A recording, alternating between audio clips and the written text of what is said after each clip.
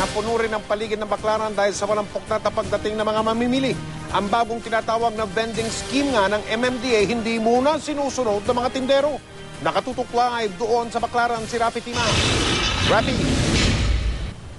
Mike, wala pa rin patid nga pagdagsa dito sa Baclaran ng mga mamimiling hanggang ngayon naghahabol pa rin sa pagbili ng mga panregalo ngayong Pasko. Marami sa mga nagtutungo rito, mga napapadaan pa uwi sa kanilang mga tahanan sa Cavite at Pasay at sinasamantala ang bagsak presyo ng mga paninda rito. Kung kanina ay nadadaanan pa ang mga sasakyan ng bahaging ito ng Redemptorist Road sa tabi ng Baclaran Church, ngayon nabarahan na ito ng mga vendors sa dami ng mga nagtitinda. Kung dati irregular na pinaalis ng mga kawani ng MMDA ang mga vendor na humaharang dito sa kalsada, ngayon pinagbibigyan daw ang mga ito dahil magpapasko naman.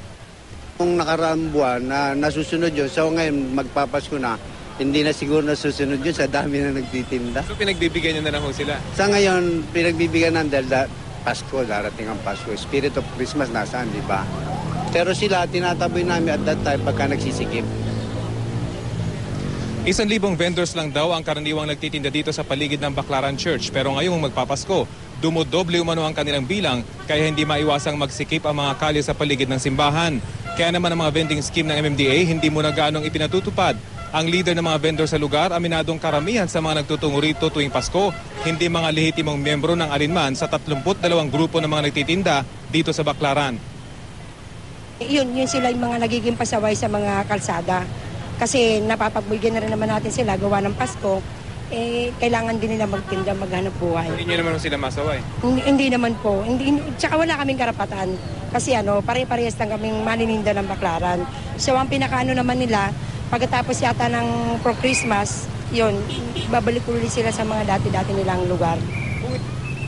Ang magandang balita naman, hindi naman daw naapektuhan ang daloy ng trapiko sa Roas Boulevard. Hindi tulad ng mga nakaraan. Mga sapatos at tsinelas ang specialty umano ng mga nagtitinda dito sa Baclaran. Pero tulad sa Divisoria, kompleto rin sa lahat dito. Mula sa damit, mga laruan, prutas at mga gamit pambahay makikita rito. Kaya naman ang mga mamimili rito, hindi na raw kailangan dumayo sa iba pang pamilihan. Malapit lang sa namin, sa location. Yes, galing kasi on duty free, so dito na ako dumaan. Daan lang. Mas lumuwag ba ngayon yung pwesto rito o mas sumikip pa? Mas dumami pa yung mga vendors, mas magandang mamili. Okay naman. Good naman yung price dito. Medyo mas maluwag po ngayon kaysa dati po. Mas pinili mo dito na lang? Opo. Mas makakamura kasi dito po Salamat po. Sa ngayon, unti-unti na rin nagkakaroon ng mga vendors dito sa kalyeng katabing-katabi ng Roas Boulevard.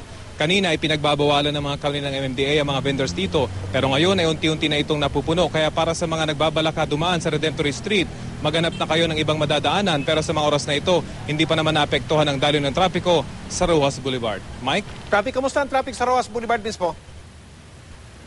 Dito sa tapat ng Baclaran Church, Mike, ay tuloy-tuloy naman ang daloy ng mga sasakyan. Maluwag actually. At dito lang nagkakaroon ng pagsikip dito sa katabing-katabi ng kalye ng Roas Boulevard dahil kanina ay maluwag na maluwag ito. Pero ngayon ay napupuno na ng mga nagtitinda, Mike. Maraming salamat, Rafi Tima.